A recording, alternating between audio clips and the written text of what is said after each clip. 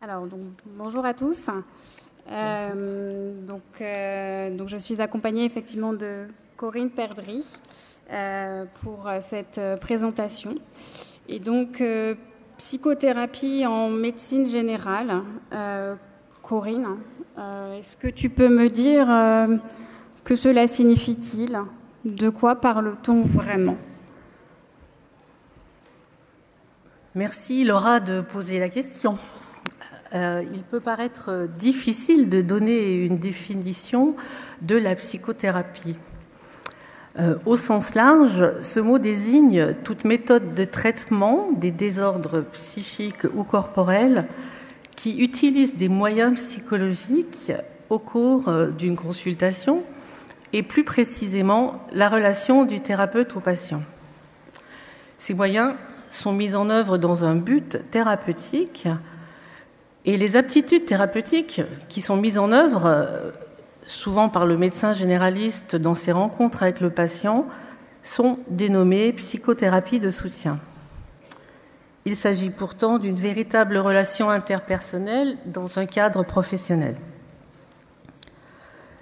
Louis Velluet, généraliste et psychanalyste, a défini la psychothérapie mise en œuvre en médecine générale comme l'ensemble des moyens psychologiques ou relationnels favorisant par le patient l'acceptation des soins, des traitements, de toutes les mesures d'aide dont pourrait bénéficier sa santé. Cette psychothérapie vise à encourager l'autonomie de la personne par sa propre gestion des soins. L'enjeu est la prise en compte et le soulagement de la souffrance qui accompagne souvent la maladie, tout en repérant, tout en reconnaissant les situations qui révèlent un véritable déséquilibre psychologique, voire un trouble psychique. Ainsi, à chaque acte de soin, et qu'il le veuille ou non, le médecin exerce une action psychologique le plus souvent implicite. En avoir conscience est essentiel, tout comme connaître les caractères et les limites de cette relation, car l'ignorer pourrait être redoutable et inefficace. Alors, Laura, quand on dit méthode, moyens psychologiques et traitement des désordres psychiques, est-ce vraiment la place du médecin généraliste? N'est-ce pas plutôt le boulot du psychiatre ou du psychologue?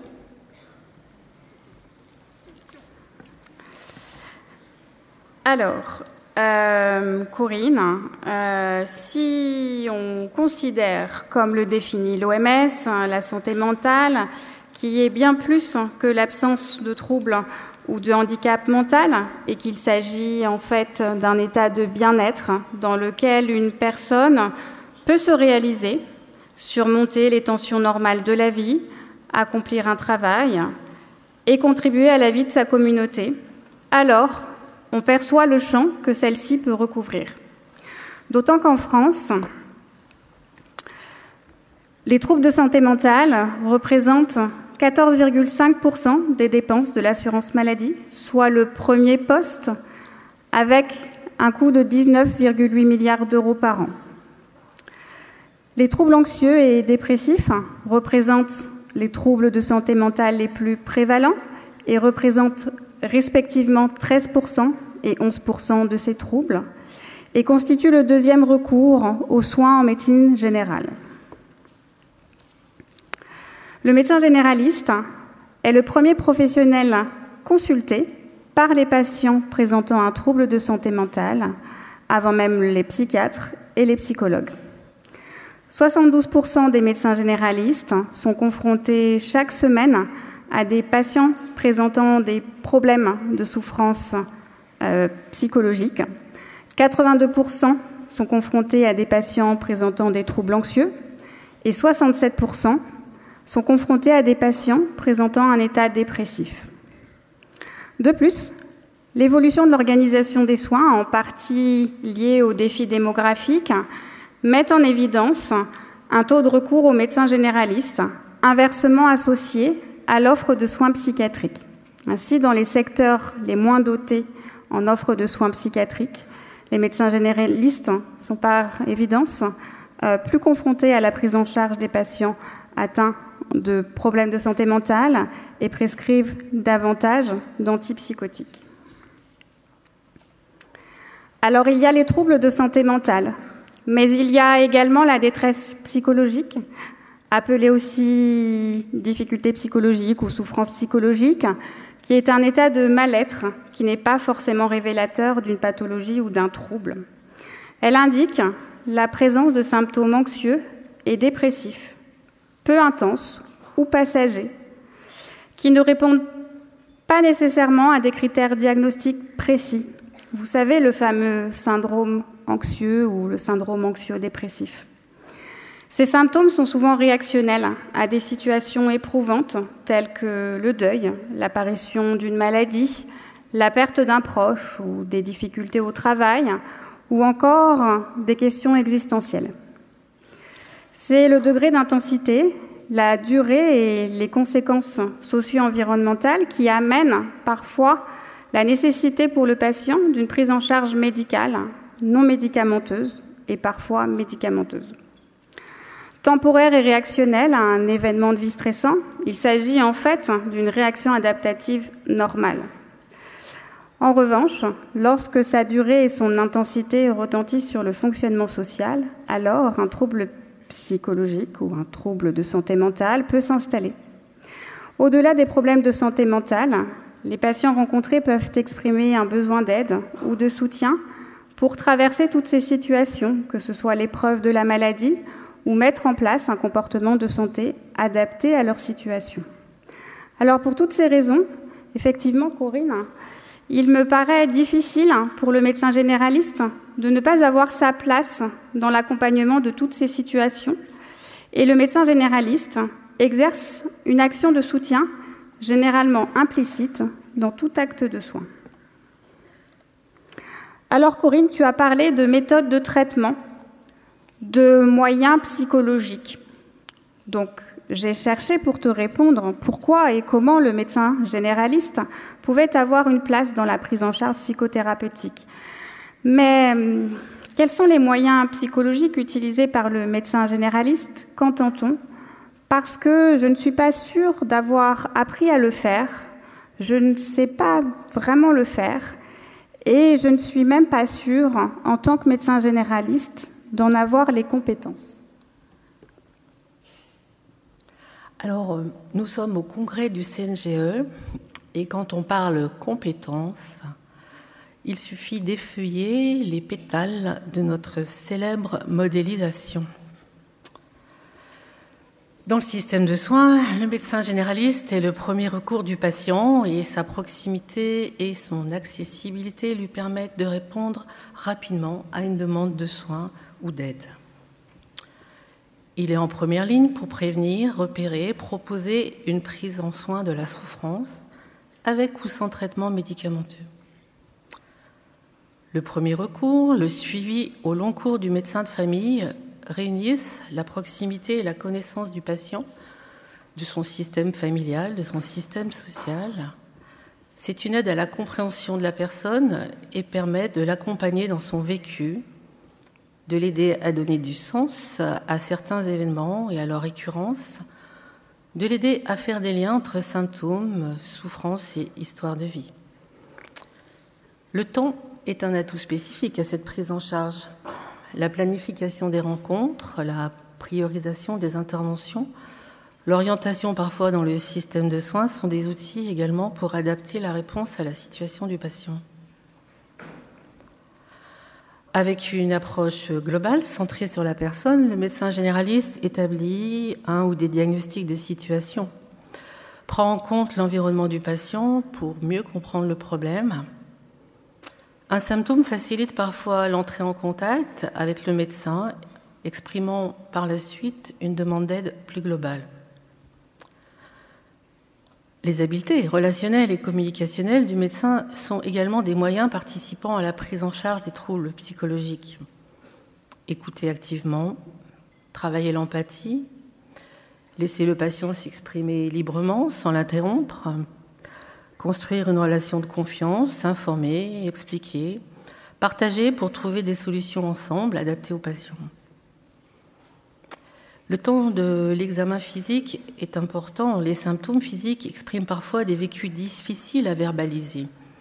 Et cette écoute du corps, de l'intime, parfois s'inscrit dans une relation de confiance. Ainsi, le corps et l'esprit se retrouvent dans la même temporalité et c'est une grande richesse pour la médecine générale. Le cadre de la relation de soins est plus ou moins conscientisé et il est souvent moins contraint qu'avec un spécialiste de la santé mentale. Ainsi, le patient peut progresser à son rythme et a plus de liberté pour consulter. Alors, Laura, puisque les compétences sont là, est-ce que cela fonctionne? Cette relation est-elle efficace?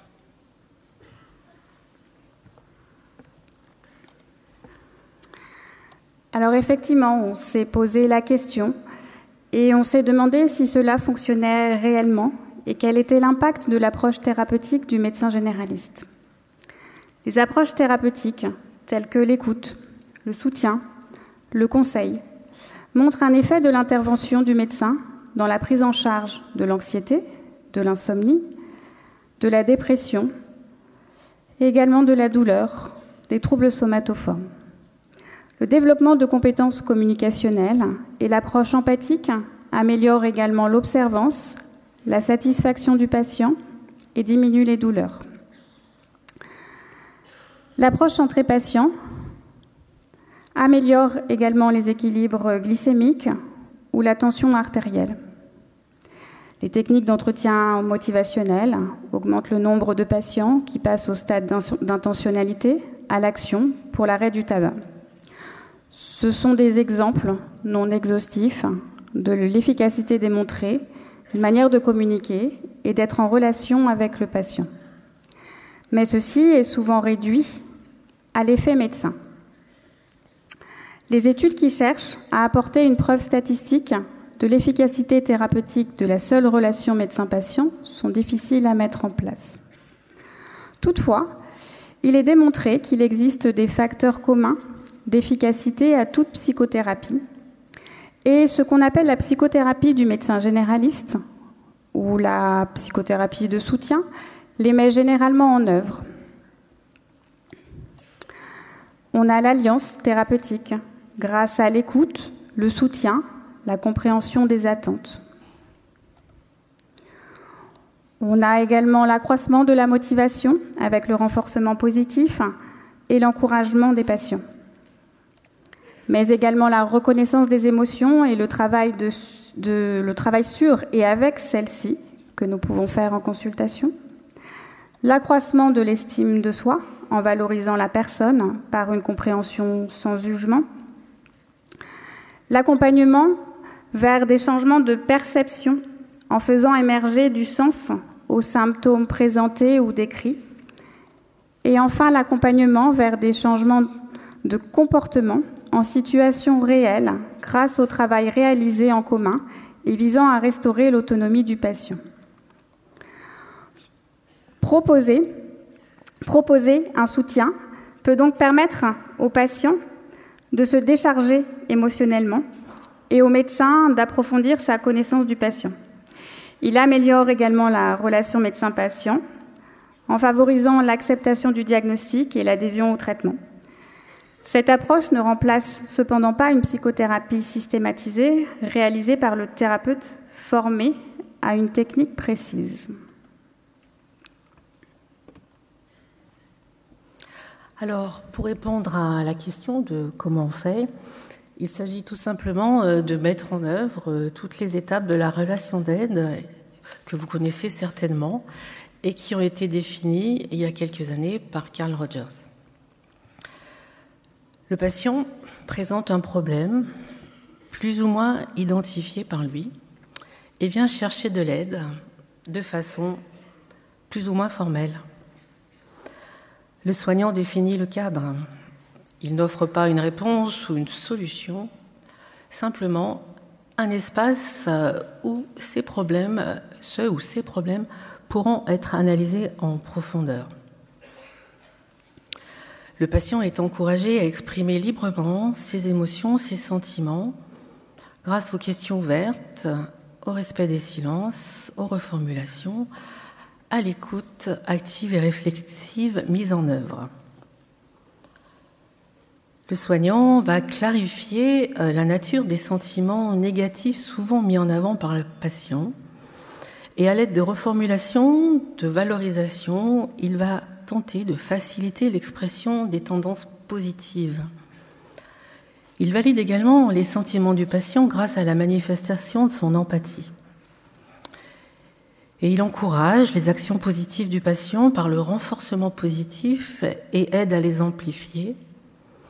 Et au cours des consultations, et grâce au travail collaboratif, il va tenter de faire décroître le besoin d'aide pour autonomiser la personne. Pour mettre en place ces étapes, Rogers a également défini 3 attitudes psychothérapeutiques que vous connaissez également tous. La congruence. Le médecin apparaît tel qu'il est. Ses rapports avec la personne sont authentiques et sans masque. Il exprime ouvertement les sentiments qui l'animent au moment de la consultation. Il est sincère. Il pense tout ce qu'il dit. Le patient se sent rassuré par cette authenticité et grâce à celle-ci, le médecin peut disposer librement de ses sentiments et de ses émotions qui sont accessibles à sa conscience, identifier, expliquer, et il peut ainsi les mettre à distance ou les utiliser le moment opportun. La considération positive de la personne est une attitude chaleureuse, positive, réceptive envers ce qu'elle vit intérieurement, sans réserve et sans jugement. Le patient se sent considéré tel qu'il est, donc écouté et compris.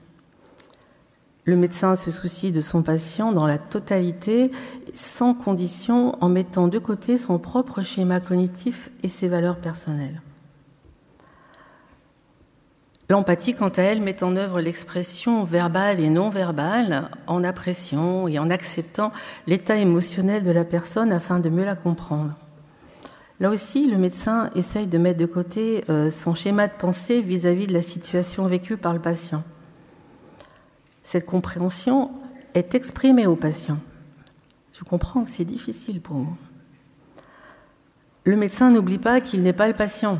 Il reste lui-même dans une attitude professionnelle afin de ne pas être envahi par l'histoire de vie présentée par la personne et se protéger ainsi de la sympathie ou de l'antipathie. Adopter une telle attitude empathique permet au patient de se sentir écouté, compris et surtout aidé, renforçant l'alliance thérapeutique.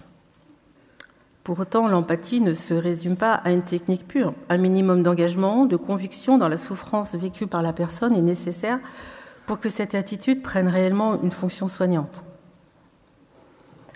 Avec ces 3 attitudes psychothérapeutiques, le processus relationnel devient une aide directe. L'objectif est la compréhension de la personne par elle-même et l'évolution vers sa réadaptation dans le quotidien. Le médecin encourage le patient à centrer son approche sur le vécu et l'aspect affectif au moment de la consultation. Qu'est-ce qui se passe? Qu'est-ce que ça vous fait? Sans dériver vers d'autres difficultés ou des considérations générales qui l'empêcheraient de travailler le problème présent.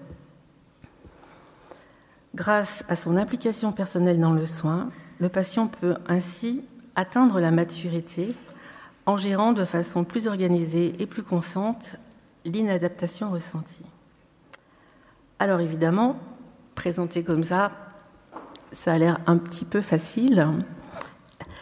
Et Laura, peux-tu nous parler du coup des limites de la psychothérapie du médecin généraliste? Alors effectivement, dit comme ça a l'air facile et on a l'air de pouvoir le faire tout le temps. Cependant, il faut s'assurer que cela réponde bien à un besoin et une demande explicite du patient. En effet, certains patients ne souhaitent pas ou ne conçoivent pas que le médecin généraliste puisse avoir ce rôle. L'expression des souffrances est parfois aussi trop difficile.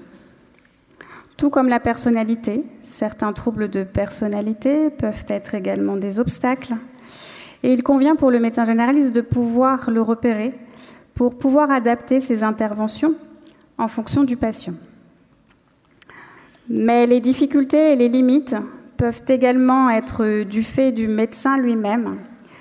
Il peut être en difficulté de gérer ses propres émotions.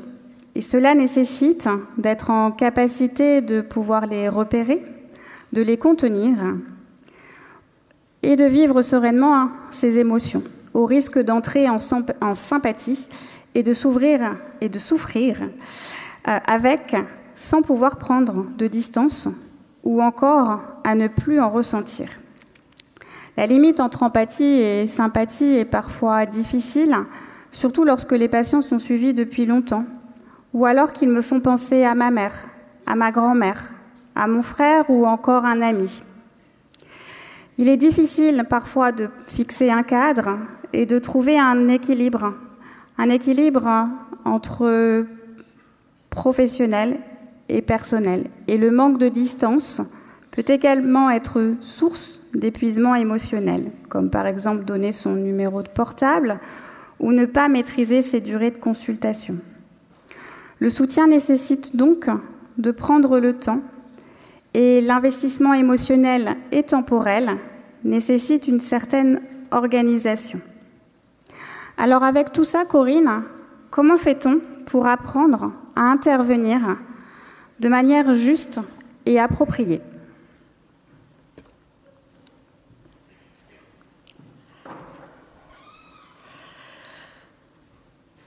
Eh bien, je croyais que j'avais déjà répondu, Laura. Donc, je vais reformuler à nouveau. Le médecin utilise une écoute active. L'attention du médecin est dirigée sur la personne et non pas sur le problème. C'est le patient qui sait ce dont il a besoin, ce dont il souffre et dans quelle direction il faut chercher. Donc, j'accueille. Je pose des questions ouvertes et j'écoute la réponse. Je respecte donc les silences, car les patients ont parfois du mal à élaborer et à mettre des mots sur leurs mots. Je me tais, j'observe, je ne juge pas, je m'abstiens de faire des commentaires. Je reformule pour montrer que j'ai compris. Ma posture est ouverte et accueillante pour signifier mon empathie. Je recentre ou je recontextualise parfois parce que c'est tellement difficile de travailler ce qui me travaille que, en tant que patient, je pourrais emmener vers d'autres généralités. Donc voilà, je recontextualise, je recentre, j'encourage, je valorise, je renforce positivement. Sans juger, ça. Je fais des résumés ou je les fais faire par le patient. La relation s'inscrit alors entre ces deux mouvements de centration pour le médecin et de perception pour le patient. L'acquisition de cette aptitude psychothérapeutique qui engage la personne qui est le médecin implique donc inévitablement, et je cite Balint, un changement limité, bien que considérable, de la personnalité du médecin. Cette aptitude lui permet pourtant de mieux entendre le patient, mieux le comprendre et mieux le soigner. Alors, la formation à la psychothérapie passe certainement aussi par une formation personnelle. Elle ne peut pas être enseignée comme un savoir, comme des techniques. Il n'y a pas de recette. Et nous venons de le voir, en raison de l'implication des médecins généralistes dans la prise en charge de la santé mentale, de la souffrance psychique ou des maladies chroniques et de leur retentissement, le développement d'attitudes et d'aptitudes thérapeutiques au cours de la formation initiale est essentiel. Et ce sera l'objet de la dernière présentation de cette plénière. Merci.